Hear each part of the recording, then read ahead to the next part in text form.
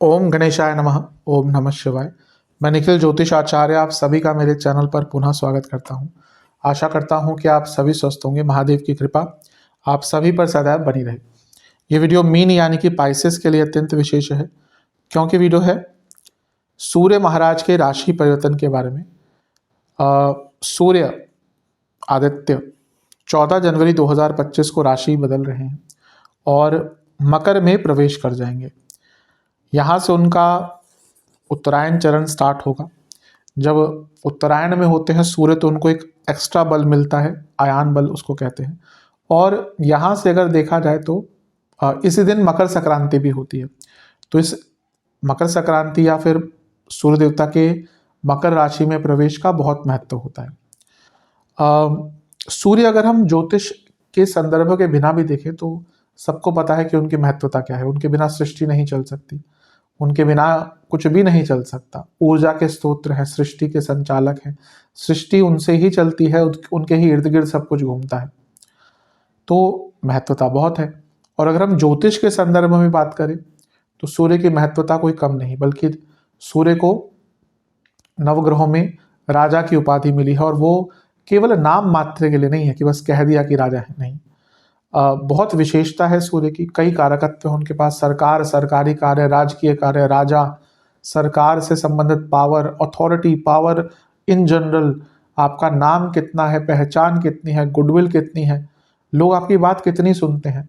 कई बार होता है कि कोई व्यक्ति बहुत पैसे वाला है लेकिन उनको लोग इज्जत नहीं देते, लोग उनकी बात नहीं सुनते। और कोई ऐसा व्यक्ति जिसके जो बहुत में भी रिच नहीं है पर उसका नाम बहुत है, उसकी पहचान बहुत है, तो सूर्य का फर्क होता है। तो सूर्य बहुत इंपॉर्टेंट है, पिता के कारक हैं, प्रमोशंस के कारक हैं, एक प्रकार से साहस पराक्रम के भी कारक बन जाते हैं। उजाला है सूर्य तो प्रकाश है, तो आपके जीवन को प्रकाशित करने वाले ग्रह हैं। शिवालय के कारक हैं, वैद्य हैं, आयुर्वेद है, जड़ी बूटियां उनके अधीन है, बहुत कुछ सूर्य के ही अधीन आता है। तो सूर्य का गोचर अति विशेष होता है।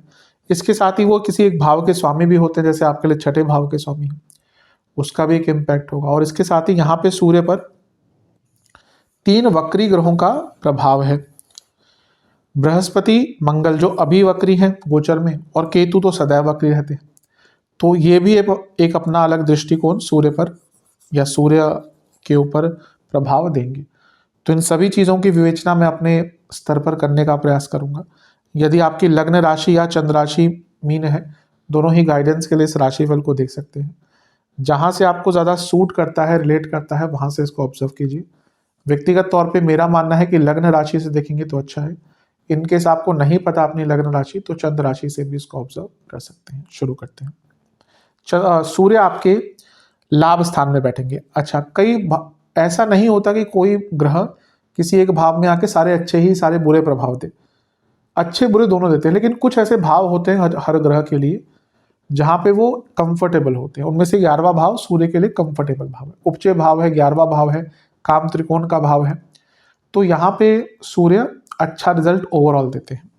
सबसे पहले सूर्य यहाँ पे व्यक्ति को लक्ष्मी प्राप्ति, लक्ष्मीवान, शास्त्र क्या कहते हैं, 11वें घर के सूर्य लक्ष्मी पूर्ण करते हैं, यानी कि उसके पास लक्ष्मी का हर प्रकार रहेगा, अष्ट लक्ष्मी।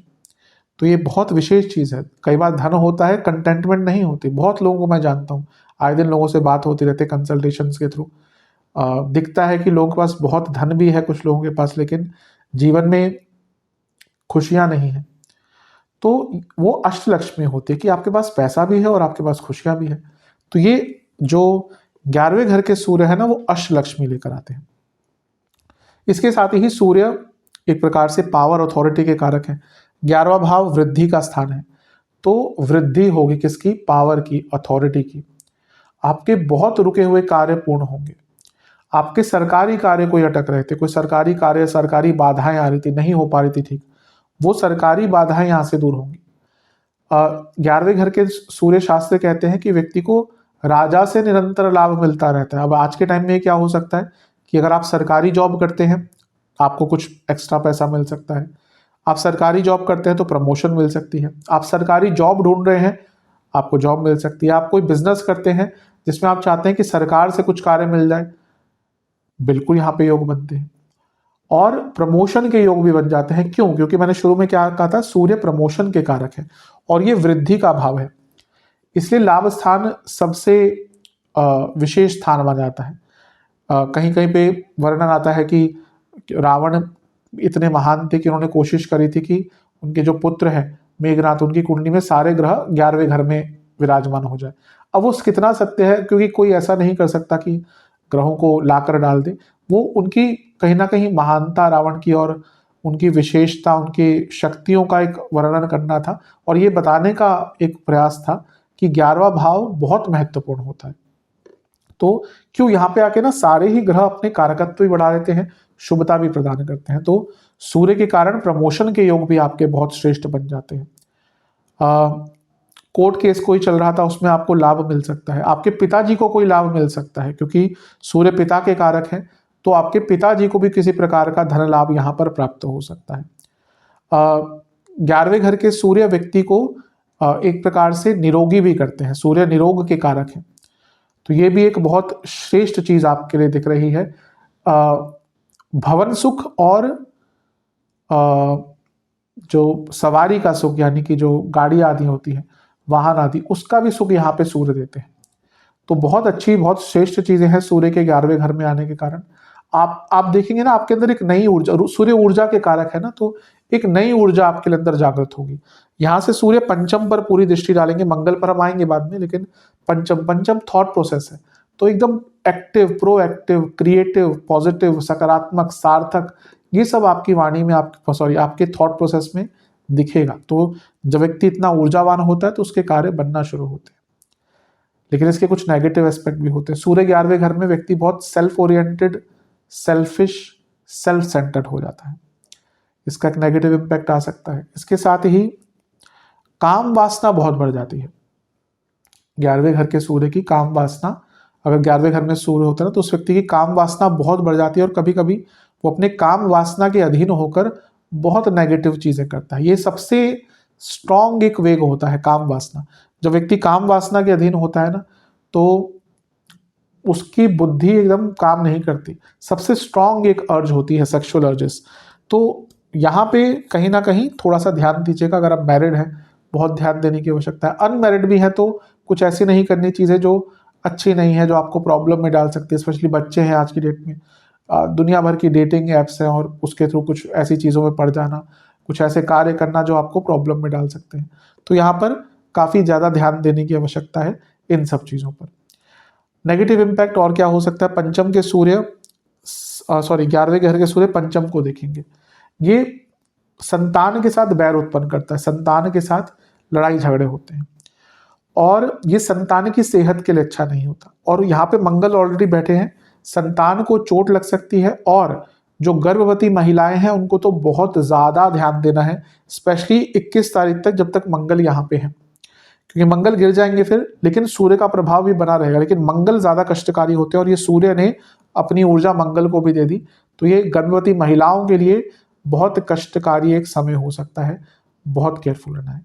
सूर्य 11वें में आते हैं तो करियर में, जैसे मैंने प्रमोशन का योग बताया, बिजनेस में भी व्यक्ति को आगे बढ़ने का मौका मिलता है। बिजनेस में कार्य, बिजनेस में आपका बिजनेस ट्रेड, बिजनेस में धन मिलता है। कुछ बिजनेस में अगर आपके लीगल कॉम्प्लिकेशन चल रहे थे, उनको सॉल्व करने का मौका मिलता है। तो बहुत अच्छा प्रभाव दिख रहा है। अब बात करते हैं आपके जो 3 ग्रह हैं उनके प्रभाव का। केतु की बात करते हैं सबसे पहले। सप्तम से केतु देख रहे हैं सूर्य को, ये बिजनेस में बड़े चेंजेस दिखाते हैं। देखिए, मैं हमेशा कहता हूं कि राहु केतु की कोई राशि नहीं होती, मतभेद है इसमें, मैं मना नहीं करता। कुछ लोग मानते हैं कि राहु केतु की राशि होती, मेरे हिसाब से नहीं होती, क्योंकि राहु केतु की अगर राशियां ही होने लग जाती, पहले तो शास्त्रों में, अगर जो बेसिक शास्त्र है उसमें कोई वर्णन नहीं है, कुछ में लिखा गया है जो उनकी दृष्टियों के बारे में, तो मैंने कहा ये मतभेद वाली चीज है। लेकिन क्योंकि राहु केतु एक अलग प्रकार के ग्रह हैं, वो छाया ग्रह हैं, उनकी कोई फिजिकल वो कोई फिजिकल एंटिटी नहीं है, इसलिए मेरे हिसाब से उनकी राशियां नहीं होती। लेकिन उनका महत्व इतना होता है कि जिस भाव में आपकी कुंडली में है ना, उस भाव के स्वामाधिपति, स्वामी बन जाते हैं, अधिपति बन जाते हैं, और जिस भाव में गोचर करते हैं उसका भी आधिपत्य ले लेते हैं। तो केतु इस समय सप्तम में है, जो बिजनेस के लिए बहुत इंपॉर्टेंट है। तो यहाँ पे बिजनेस में मेजर चेंजेस लाने के लिए बहुत अच्छा आपको अवसर मिलेगा। बिजनेस में जैसे हमारी अभी मैंने कहा सरकारी बाधाएं दूर होंगी और बिजनेस में इंपॉर्टेंट चेंजेस ला पाएंगे। सप्तम से 12वें के स्वामी हैं, सप्तम से त्रिकोण में बैठे हैं। हो सकता है बिजनेस में कुछ पैसा लगाना पड़े। जो लोग बिजनेस करते हैं उनको पता है कि कई बार बिजनेस में धन लगाना ही पड़ता है अगर आगे बढ़ाना है तो। और ये वो समय है जब आपको बिजनेस में थोड़ा धन लगाना पड़ेगा अगर बिजनेस को आगे लेके जाना है तो। और एक प्रकार से सोशल इमेज आपकी बदलती हुई दिख रही है, अच्छी होती हुई दिख रही है, तो इसका ध्यान दीजिएगा। मैरिड लाइफ पर ऑलरेडी केतु सप्तम में है, मैं बता ही चुका हूँ, थोड़ा सा मीन वालों को केयरफुल रहना ही है। यहाँ पे भी सप्तम से त्रिकोण में सूर्य आने तो लड़ाई झगड़े, ईगो क्लैशेस बहुत ज्यादा होने ही वाले हैं। मंगल के प्रभाव की बात करते हैं। मंगल क्या है? धनेश है और भाग्येश है। मैं हमेशा बताता हूँ मेरे हिसाब से मंगल मीन के लिए एक योग कारक प्रकार के ग्रह हैं। तो मंगल का प्रभाव सूर्य पर, और ये लाभ स्थान है, ये धन के स्वामी है, तो ये बड़े धन की प्राप्ति, मैंने लक्ष्मी युक्त कहा, लक्ष्मीवान कहा, लक्ष्मी पूर्ण कहा, तो ये समय धन की वृद्धि और इनकम के बहुत नए सोर्सेस खुल सकते हैं।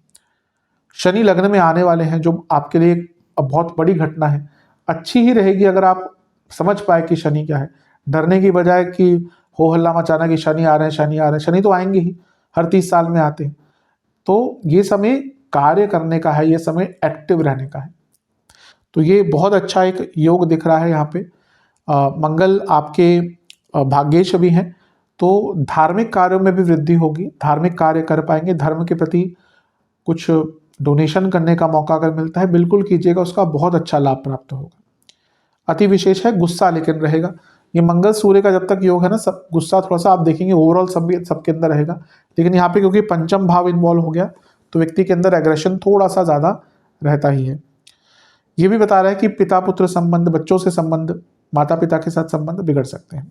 अब बात करते हैं गुरु की। गुरु क्या है? लग्नेश है और दशमेश है, तीसरे घर में बैठे हैं। ये समय अपने आप को एक्सप्लोर करने का है, ये समय नया सीखने का है, नई स्किल्स एक्वायर करने का है।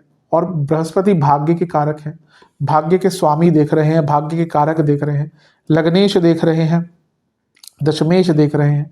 और देख किसको रहे हैं? उपचय भाव के स्वामी को। और देख कहाँ रहे हैं? उपचय भाव में। उपचय भाव में हमेशा कहता हूँ वो भाव है जो अगर आपका भाग्य साथ नहीं भी देता ना, ये भाव अगर आपके साथ है ना,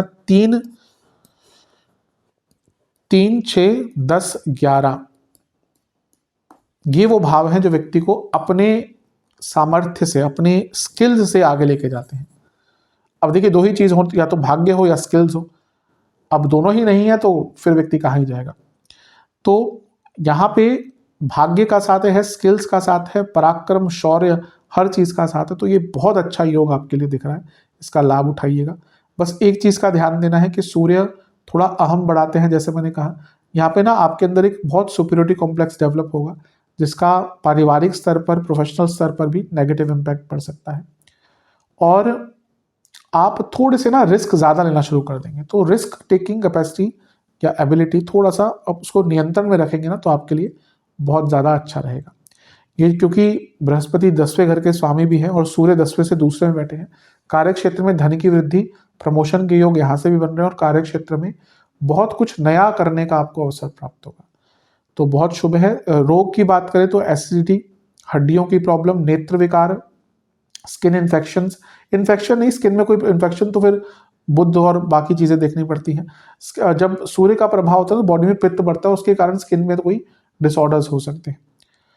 और जोड़ों का दर्द बहुत तंग करेगा, बहुत ज़्यादा अपचन रहा करेगी। और इसके साथ ही आपको कानों की प्रॉब्लम, ईयर इन्फेक्शन, ईएनटी की प्रॉब्लम, ये तंग कर सकती है।